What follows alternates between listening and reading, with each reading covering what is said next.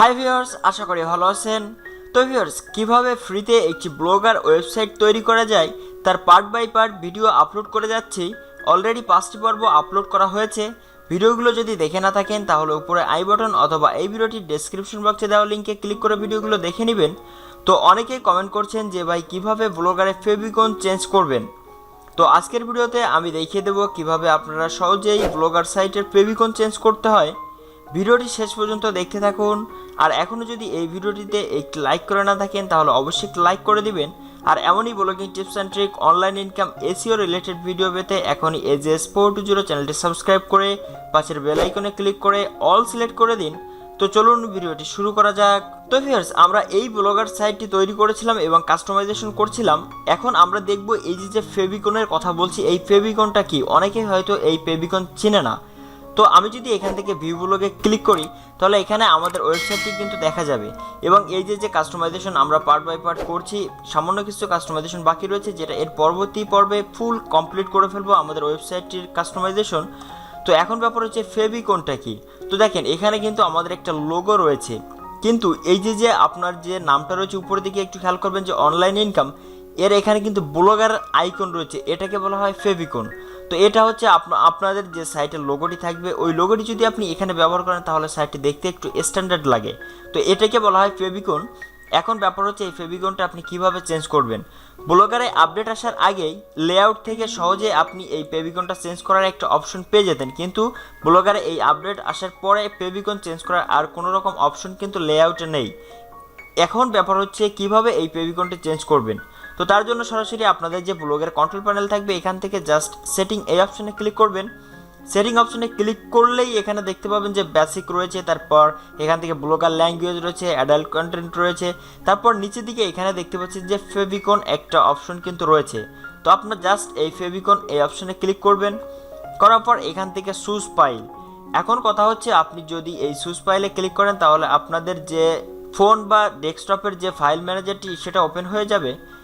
এখন এখানে একটা কথা আপনাদের বলতে হচ্ছে, এই ফেভিকনটা যে আপনি দিবেন এখানে যে কোনো সাইজের পিকচার দিলে কিন্তু এখানে শো করবে না। একটা নির্দিষ্ট সাইজের পিকচার কিন্তু বা লোগো আপনাদের তৈরি করতে হবে। তো তার জন্য আপনি যদি সরাসরি গুগলে গিয়ে সার্চ করেন ব্লগার ফেভিকন সাইজ, তাহলে দেখেন এখানেই কিন্তু রয়েছে যে আপনি হয় 24x24 পিক্সেলের একটা লোগো তৈরি করতে পারেন, অথবা 48x48 পিক্সেলের একটা লোগো আপনি তৈরি করতে পারেন। তো দেখেন আমি এখান থেকে যদি ব্লগার সেটিংয়ে আসার পর এখান থেকে ফেভিকনে ক্লিক করি, করার পর এখান থেকে চুজ ফাইলে ক্লিক করি, দেখেন এখানে আমার কিন্তু একটা লোগো অলরেডি তৈরি করে রেখেছি, যেটা ডাইমেনশন হচ্ছে 48x48। তো এটা আপনারা সহজেই করে নিতে পারেন। যারা এই লোগোর সাইজটি করতে পারবেন না তারা অবশ্যই কমেন্ট বক্সে জানাবেন, অথবা আমাদের ফেসবুক পেজে নক করবেন। আমি চেষ্টা করব আপনাদের লোগোটির একটা নির্দিষ্ট সাইজ করে দেওয়ার। যারা মোটে পারেন না সবাই কিন্তু নক করবেন না, যারা পারেন তারা করে নেবেন।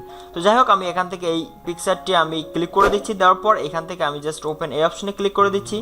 দিলে এখানে দেখেন লোগোটি ছোট্ট এখানে দেখা যাচ্ছে, খুবই ছোট্ট। আমি যদি এটাকে একটু জুম করি তাহলে আপনাদের দেখতে সুবিধা হবে। দেখেন এই যে আমাদের লোগোটি কিন্তু এই যে চলে আসছে, যেহেতু আমাদের ফেভিকন এই যে ফেভিকনগুলো এটা কিন্তু খুবই ছোট হয়ে থাকে। তারপর আপনার জাস্ট এখান থেকে সেভ অপশনে ক্লিক করে দিবেন। তো সেভ অপশনে ক্লিক করে দেওয়ার পর আমি এখান থেকে একটু রিসাইজ করে নিচ্ছি। এবার যদি এখান থেকে আপনারা ভিউ ব্লগে ক্লিক করেন তাহলে দেখবেন যে এই যে উপরের যে এই যে ফেভিকনটি এটা কিন্তু চেঞ্জ হয়নি। এখানে কয়েক সেকেন্ড সময় লাগতে পারে বা কয়েক মিনিট সময় লাগতে পারে, তারপর অটোমেটিকলি ফেভিকনটি চেঞ্জ হয়ে যাবে। তো আমরা একটু ওয়েট করি এবং মাঝে মাঝে একটু রিলোড দিয়ে দেখি ফেভিকনটা চেঞ্জ হলো কিনা। তো দেখেন এখনও চেঞ্জ হয়নি। এবার দেখেন এখানে কিন্তু আমাদের ফেভিকনটা চেঞ্জ হয়ে গেছে। তো এটা যদি আপনি পিএনজি ফাইলে করেন তাহলে দেখতে আরও সুন্দর লাগে। তো ছবি সাধারণত পিএনজি ফাইলে করার জন্য আপনারা গুগলে গিয়ে সার্চ করবেন ইমেজ ব্যাকগ্রাউন্ড রিমুভার। তো দেখেন আমি এখানে লিখছি, তো দেখেন এখানে ইমেজ ব্যাকগ্রাউন্ড রিমুভার রেখে সার্চ করলে ফার্স্টে একটি সাইট চলে আসছে। আপনারা জাস্ট এখানে আসতে পারেন। আসার পর এখানে দেখেন আপলোড ইমেজের একটা অপশন চলে আসছে। তো আমি যে ইমেজটি এখানে দেখেন এটা কিন্তু পিএনজি না, এটা জেপিজি। এর পিছনে একটি সাদা একটা ব্যাকগ্রাউন্ড রয়েছে। আমি জাস্ট এটাকে চেঞ্জ করব। তার জন্য আমি জাস্ট এই যে লোগোটি আমি এখানে আপলোড করব। তো দেখেন এই লোগোটি আমি এখানে আপলোড করছি, জাস্ট ওপেনে ক্লিক করলাম। ওপেনে ক্লিক করলেই এখানে কিন্তু দেখেন এটা কিন্তু অটোমেটিকলি পিএনজি হয়ে গেছে। তারপর আমি যদি এখান থেকে ডাউনলোড করে নিই, দেখেন এটা কিন্তু ডাউনলোড হয়ে গেল, তাও পিএনজি ফরম্যাটে। এবার যদি আমি এখান থেকে এসে নতুন করে আবার যদি আমার যে ফেভিকনটি এটা চেঞ্জ করে দিই, দেখেন এখানে ফেভিকন আসলাম, আসার পর এখান থেকে জাস্ট এটাকে রিমুভ করে দিলাম। তারপর আবার নতুনভাবে সুস ফাইলে ক্লিক করলাম, তারপর এখান থেকে ডাউনলোড আসলাম, যেহেতু আমি ডাউনলোড করেছি। দেখেন এখানে আমার ফেভিকনটি এখানে চলে আসছে।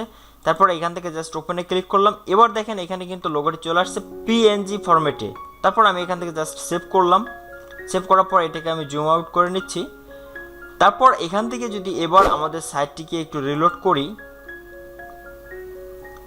তো দেখেন এখানে কিন্তু আমাদের এখানে লোগোটি চলে আসছে। তো আমাদের যেহেতু এটা খুব ভালো মানের লোগো না, তাই এখানে দেখা যাচ্ছে না, তবে ব্যাকগ্রাউন্ডটি কিন্তু নাই। তো আপনারা আপনাদের মতো করে সুন্দর করে একটি ফেভিকন এখানে দিয়ে দিবেন। আমি দেখিয়ে দিলাম কিভাবে আপনারা ফেভিকনটি চেঞ্জ করবেন। আশা করি ভিডিওটি বুঝতে পেরেছেন। তারপরেও যদি বুঝতে কোনো রকম সমস্যা অবশ্যই আমাদের ফেসবুক পেজে জানাবেন। সরাসরি আপনাদের সমস্যাগুলো স্ক্রিনশট সহ দিবেন। প্রয়োজনে আমি নিজেও হাতে আপনাদের সমস্যাগুলো সমাধান করার চেষ্টা করব। এতক্ষণ সাথে থাকার জন্য অনেক অনেক ধন্যবাদ।